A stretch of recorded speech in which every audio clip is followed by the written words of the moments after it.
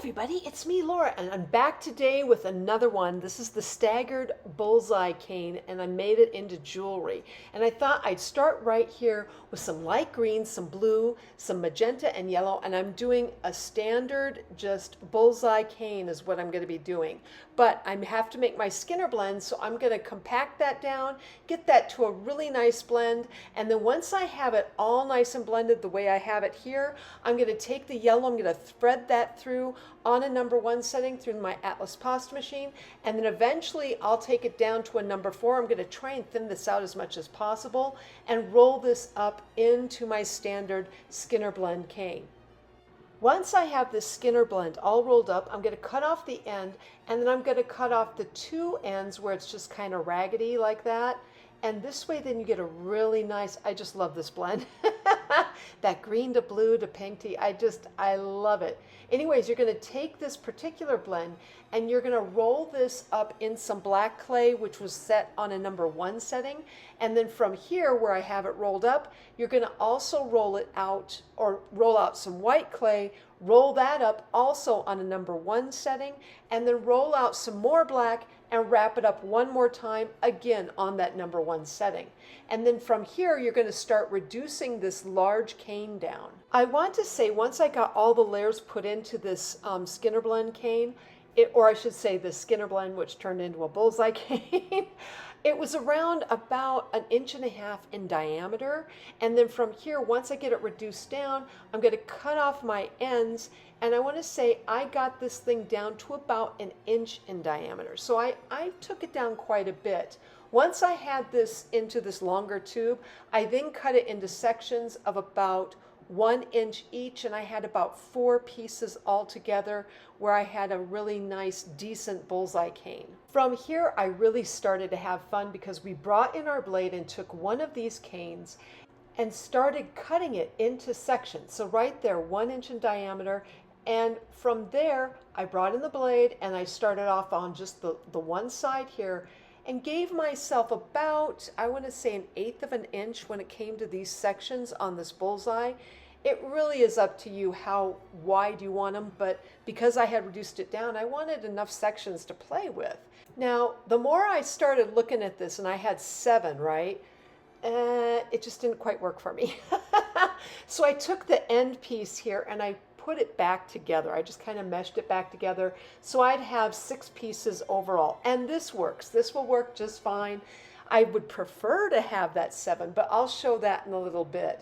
Anyway, from here, I just kind of keep that together, and then I will bring in some white clay that was rolled out on a #4 setting and place each piece down on this white clay and conform it, or I should say conform that section of the cane to that white. Now, I did it on the inside of the bullseye on this one section, and then I would go to the next side and also place a layer of white. Now, when I get to the 4th section, so I've got 3 and 3, right? You've got pretty even odds there.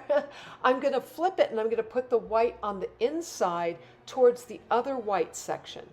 And then I'll follow like I did the last time, where it's just like one layer of white. So the middle is going to have the white right in the middle, and then you're going to have the colored, the next ones over will be like just one layer. I don't know how else to describe this. Sometimes it's very hard. But I think you could tell with my hands talking here how it all works.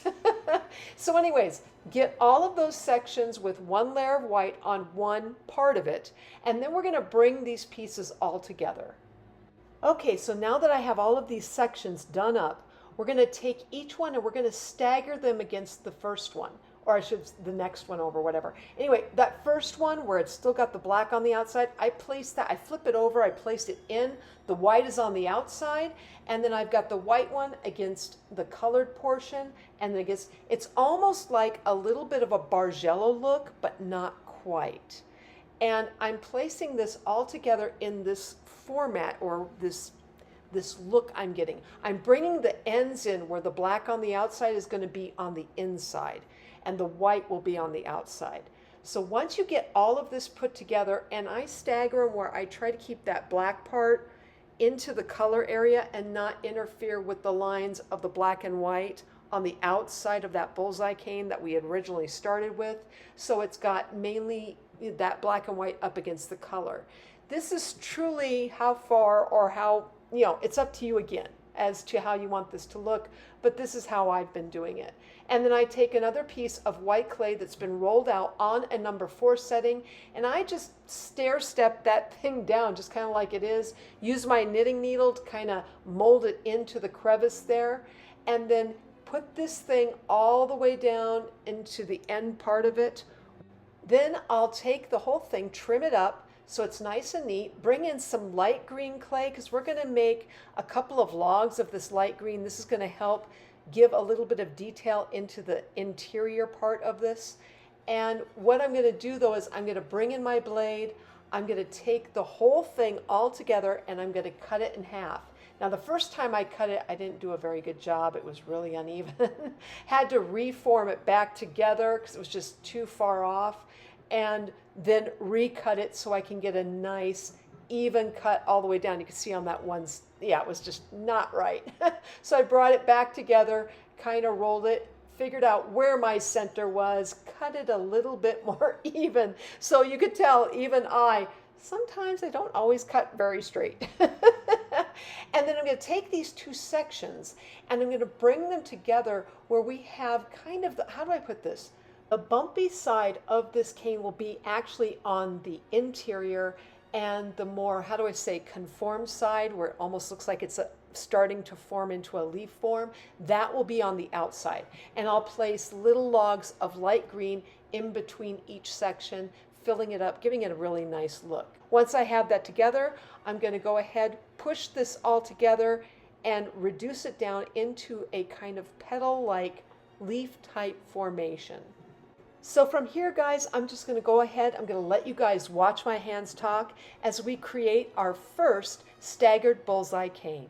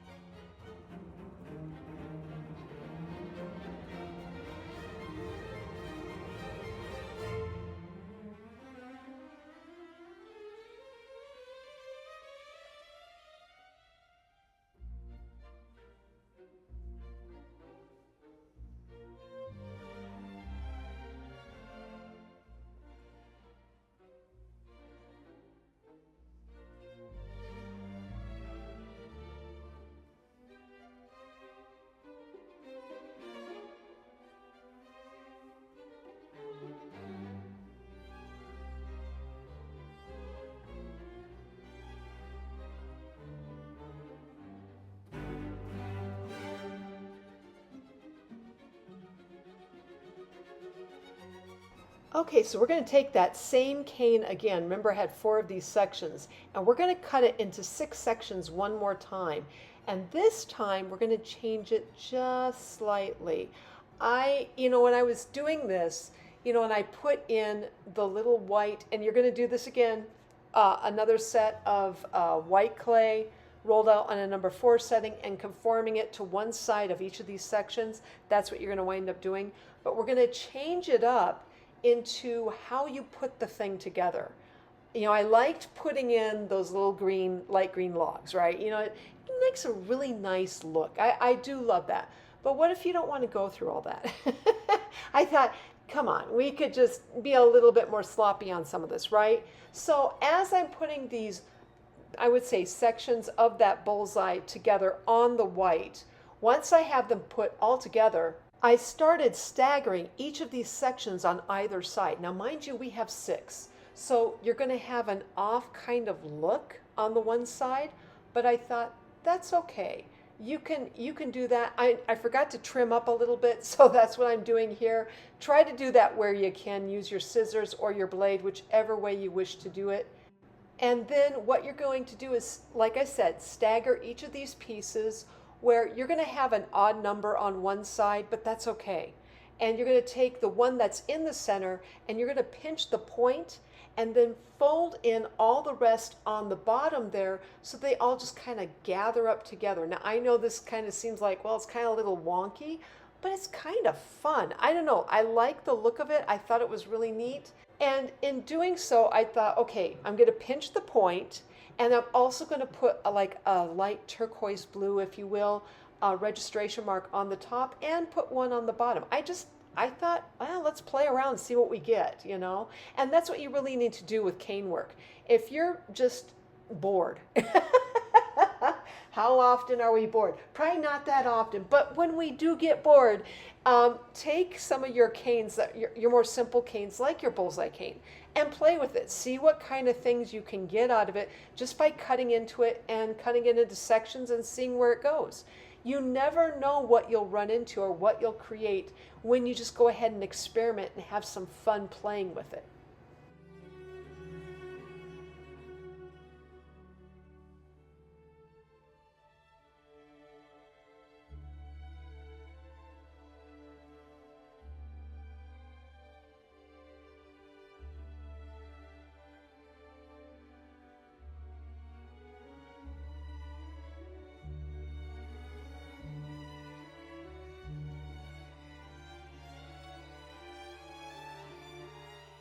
All right, so I wanted to add in just another bullseye cane that was a little slightly different from our original one and see what we could get out of it. Originally I took, and this was part of it too, I had some of the Skinner blend, the yellow, the pink to blue, and then there was a little bit of green in there, and I just added some more blue around it, and then took some white, and I want to say it was rolled out, the white was rolled out on a number 1 setting, and I wrapped it twice in the white, and then did a black layer also on that number 1 setting, and then did a silver layer like I've got going right here. Once I got that silver layer around like I have, I also brought in some white which was rolled out on a number 1 setting, and then I went ahead and decided to measure this thing because this thing was kind of big. It was like, it was like close to 2.5 inches in diameter, and then it was only 3/4 of an inch tall. So it was pretty stumpy, but I really had to reduce this thing down. So I started to reduce it down. And the more I did, the more I was like, I really want a little more white on the outside because I thought this thing's going to thin out so badly. So I went ahead and a little later on, as I was reducing this down, I wrapped this cane one more time in my white on a number 1 setting. At this point, I had reduced it down and cut it in half, or at least cut off the ends, and I thought I'd bring in my ruler there, and so it was still like 1.5 inches in diameter. This was a pretty big cane, so I had to come down and you really just kind of reduce this down some more because it was just too big to work with, and I wanted to, the more I reduced it down, I was like, this is good because I only need a small section because I can use the rest of it. If I cut it into sections like I did the first bullseye cane, I can come back and play with more of it later on, like, okay, how do I want this one to look? Now, as you could tell there, I measured it one more time. It's just under an inch, and it decided that I want to have black. I couldn't get away from it. I thought, yeah, we just got to do it. And that black was rolled out on a number 4 setting on my Atlas pasta machine. And then once I get that wrapped up in the black, that's my final layer. Yay! You can go ahead and trim it up with your scissors or your blade, whichever you wish to do. And then you can cut this into sections just like I did my first bullseye cane. From here, I decided to go ahead and reduce this down just a little bit more to where I have close to, it's like 2 3/4 of an inch. So I decided to cut this in half, and then I took half of this piece and roll it on its side, just flattening it just slightly, not an extreme roll like I do with my segmented pedal cane. Once I had this down though, I thought, okay, this will be flattened just enough so that I get a little bit wider on this bullseye than I would, vertical, and then start to cut your sections. So once again, I'm going to go ahead, I'm going to let you guys watch my hands talk as I create this third staggered bullseye cane.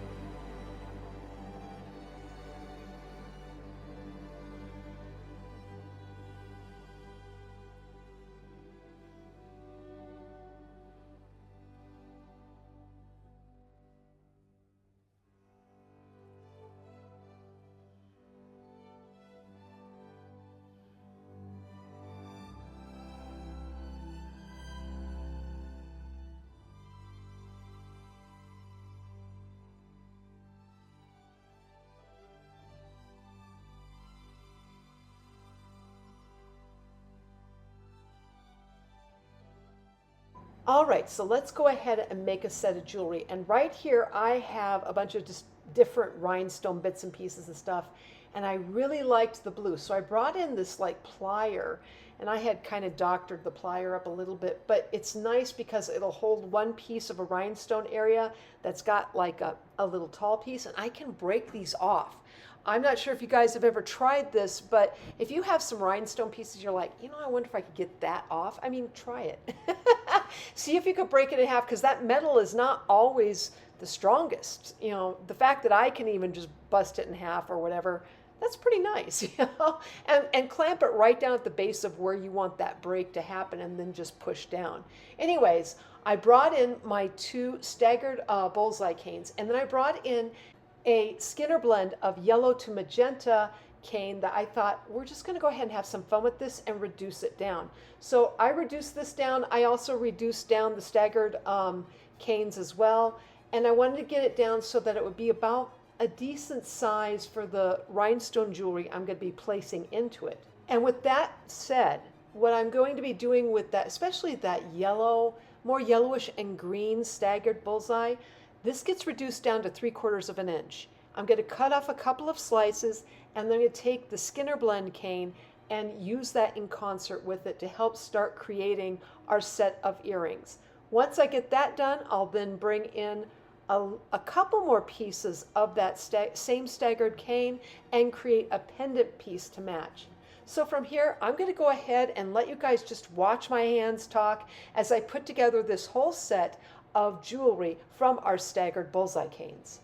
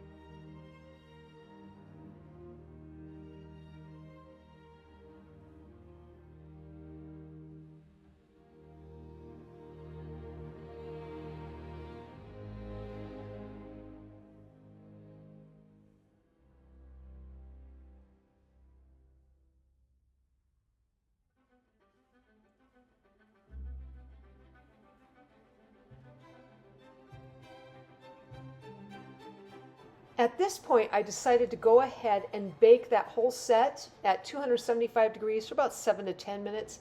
And while it was baking, I decided to take the other cane that I had done with the staggered design and create another pendant piece using it and the more yellowish greenish staggered cane.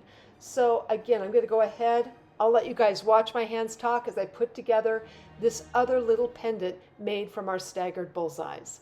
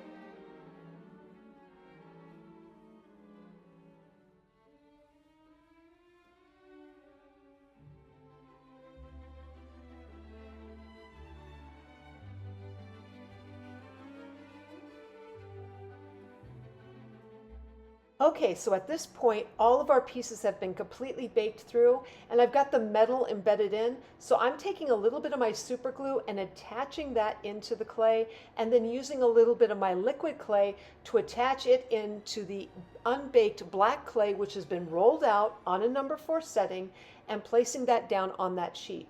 I then bring in my needle tool and I'll start to cut around that, conforming it to the original piece that I've just baked. And I'll do that on both of the earrings and the pendants. From there, I'll bake it one more time, 275 degrees for about 7 to 10 minutes. Once that is done, I'll then come in. I'll make sure I've got everything trimmed up or everything around the edges looks good.